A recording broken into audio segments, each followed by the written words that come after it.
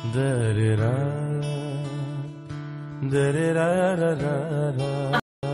जी एक दोहे में कहते हैं कि पत्थर पूजने से कुछ न मिले, पुस्तक पढ़ने से मिले ज्ञान, और मंदिर में जाने से अगर भगवान मिले तो पुजारी भला आपसे क्यों मांगे दान। और इसीलिए पुस्तकों को ही भगवान मानने वाले और साहित्य जगत को ही अपना कर्म योग और धर्म मानने वाले प्रकाश भातवेकर जी, मेरे पिताश्री, जो हिंदी के ज्येष्ठ और श्रेष्ठ अनुवादक हैं, उन्होंने अपने आयु के 75वीं साल में प्रवेश किया है और उसी के उपलक्ष्य में शब्द सृष्टि द्वारा उनके प्रकाश भातवेकर गौरव विशेषांक का विमोचन आज होने जा रहा है। ये जिंदगी है सफर, तू सफर की मंजिल है, जहाँ भी जाऊं ये लगता है तेरी महफिल है। तू इस तरह से मेरी जिंदगी में शामिल। ये जिंदगी है सफर, तू सफर की मंजिल है, जहाँ भी जाऊं ये लगता है तेरी महफिल है। तू इस तरह से मेरी जिंदगी में शामिल। जिंदगी है सफर, तू सफर की मंजिल है, जहाँ भी जाऊं ये लगता है तेरी महफिल है। तू इस तरह से मेरी जिंदगी में शामिल। जिंदगी है सफर, तू सफर की मंजिल है, जहाँ भी जाऊं ये लगता है तेरी महफिल है। तू इस तरह से मेरी जिंदगी में शामिल है। नमस्तुभ्यं भद्रकाल्यै नमो नमः। वेद वेदांत वेदांगम विद्याधाये त्वमेव च।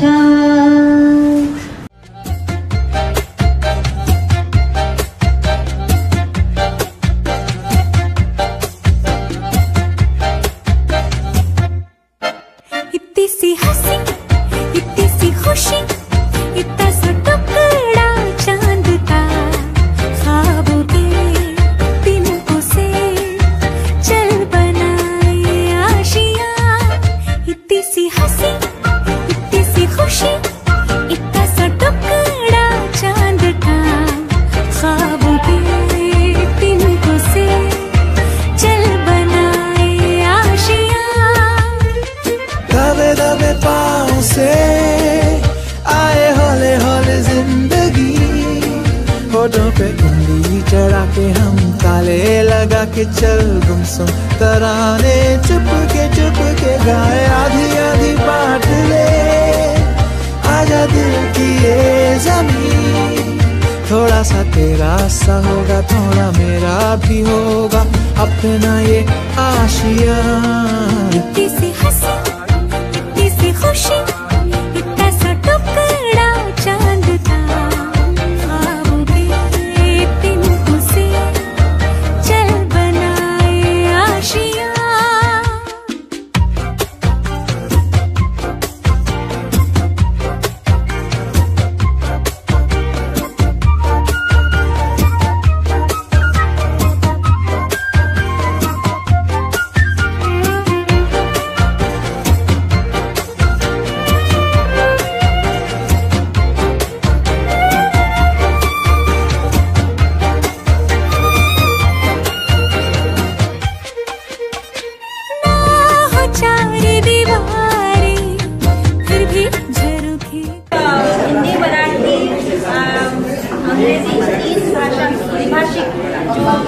सृष्टि के संपादक और निर्माता है और मनोहर मीडिया के संचालक प्रोफेसर डॉक्टर मनोहर जी और आशा रानी मैडम जी, आपको बहुत बहुत धन्यवाद देती हूँ क्योंकि आपने मैं साल 8-10 महीनों से बहुत आप कोशिश कर रहे हैं, बहुत मेहनत कर रहे हैं मेरे पिताजी प्रकार और व्यक्तित्व का मूल्यांकन, साहित्य का मूल्यांकन करने के लिए और आपको गौरवान्वित करने के लिए आपने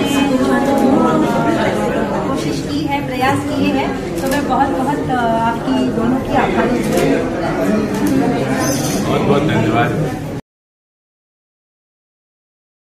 समोर बसलेले त्याहूनही मान्यवर स्नेहीजन या सर्वांना मी प्रणाम करतो।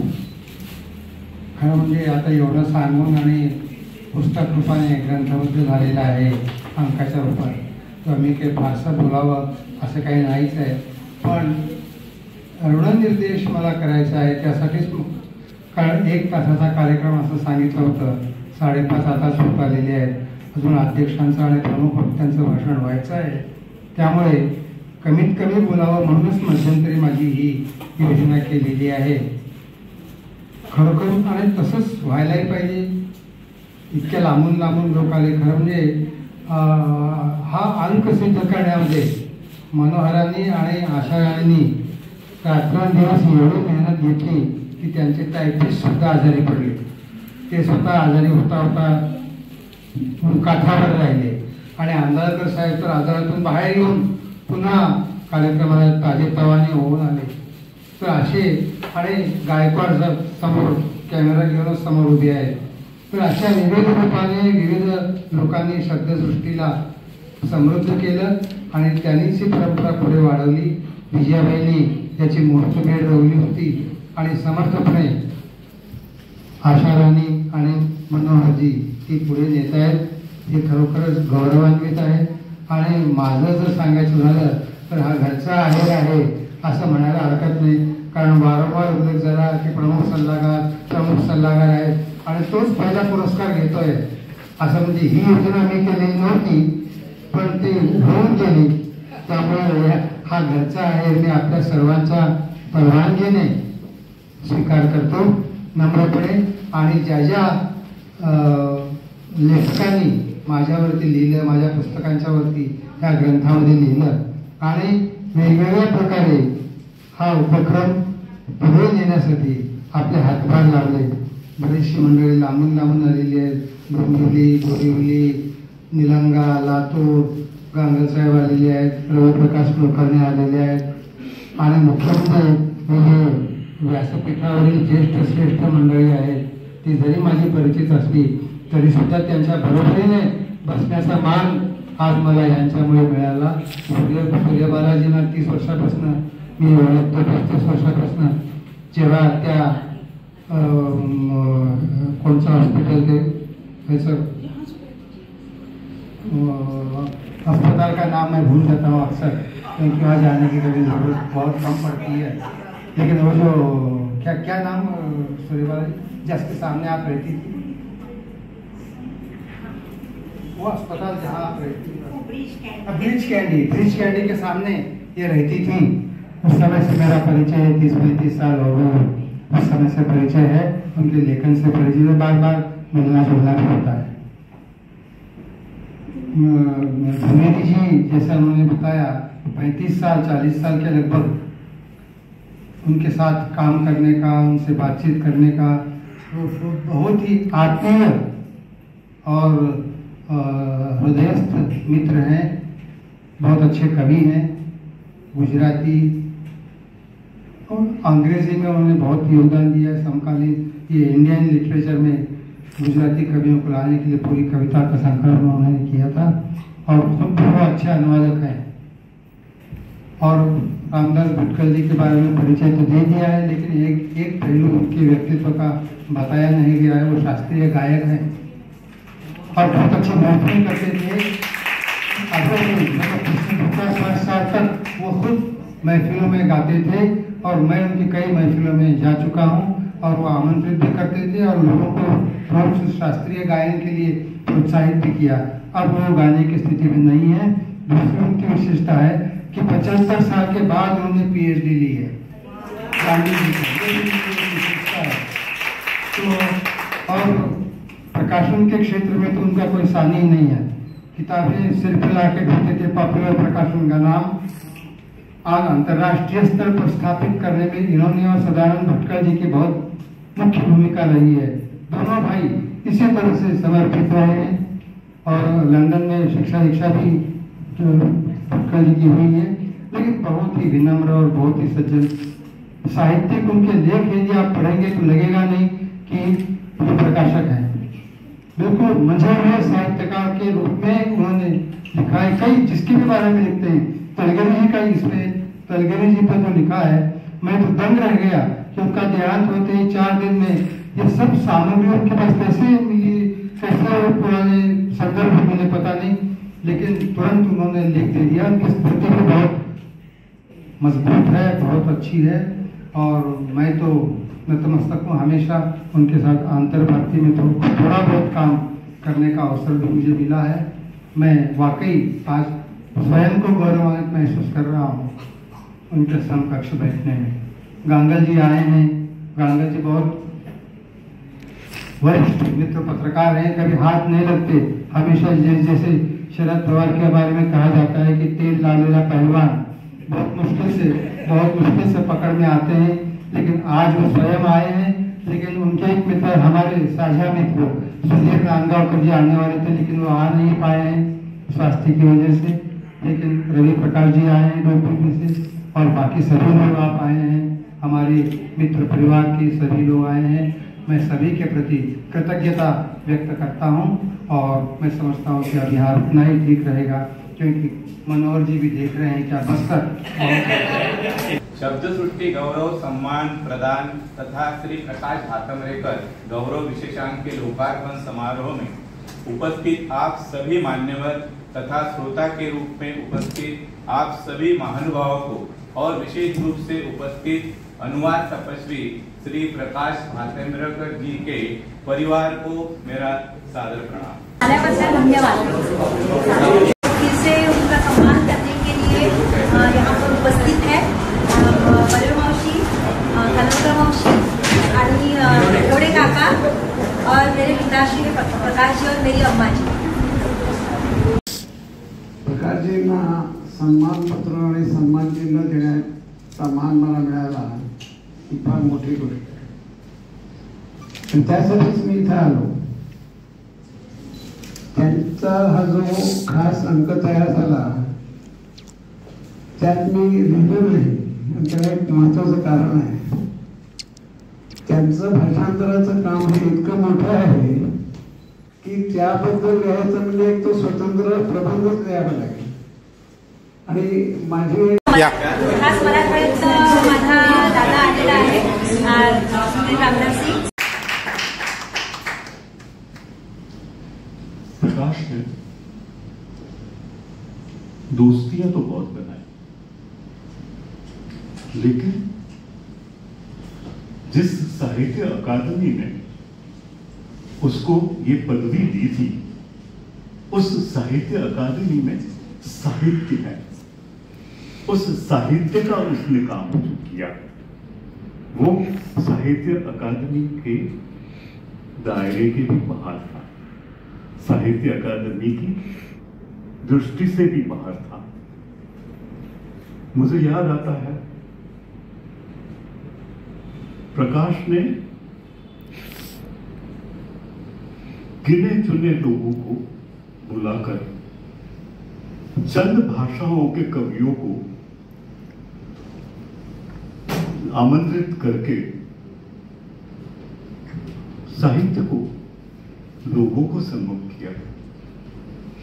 ये काम पहले किसी ने नहीं किया था। साहित्य अकादमी करती थी, साहित्य अकादमी तो सब भाषाओं की थी और अनेक लोगों को बुलाती रहती थी, लेकिन ये जो काम साहित्य अकादमी का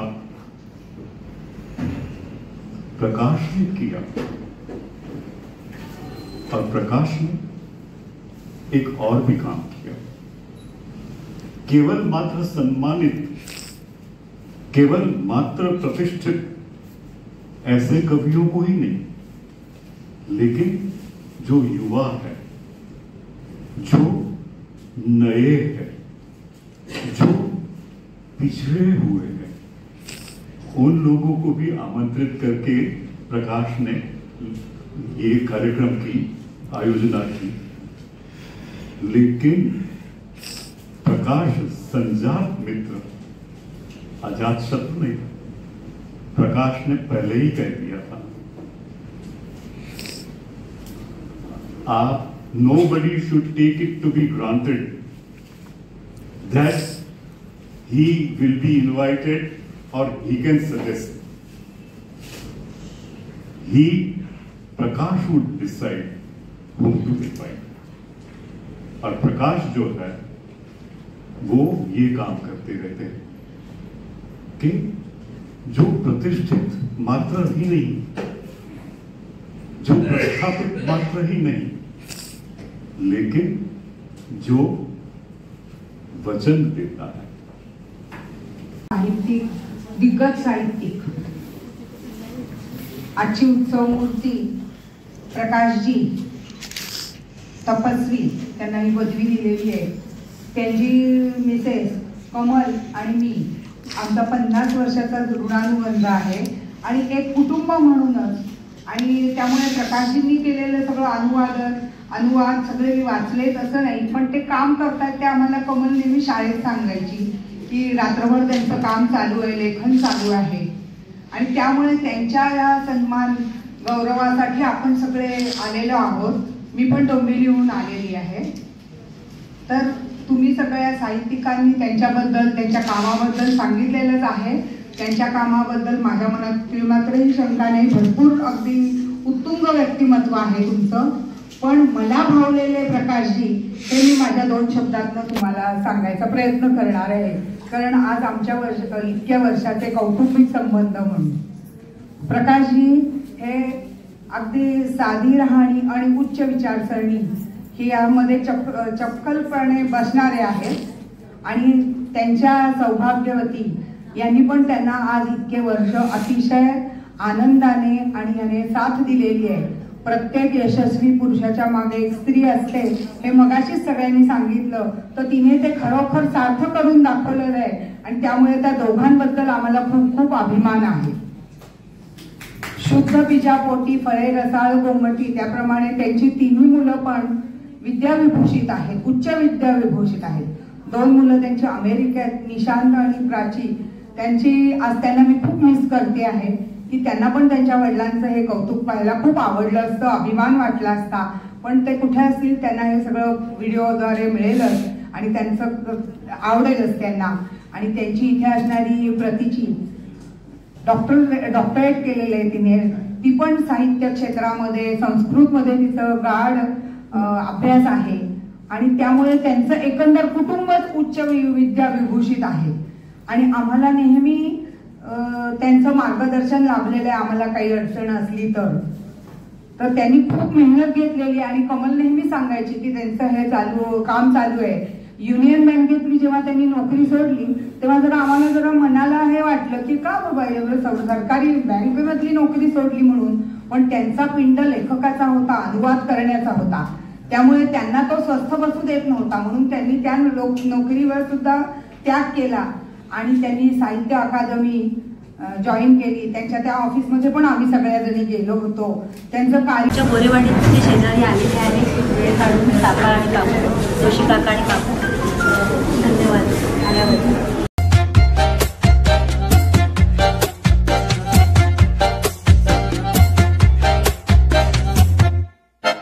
इतनी सी हंसी, इतनी सी खुशी, इतना सा टुकड़ा चांद का, ख्वाबों के तिनकों से चल बनाए आशियां।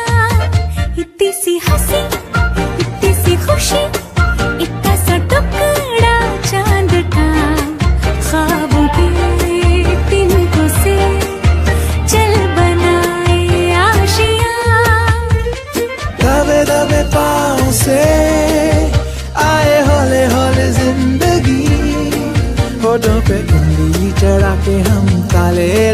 के चल गुमसुम तराने चुप के गाए आधी आधी बांट ले आजा दिल की ये ज़मीन थोड़ा सा तेरा सा होगा थोड़ा मेरा भी होगा अपना ये आशिया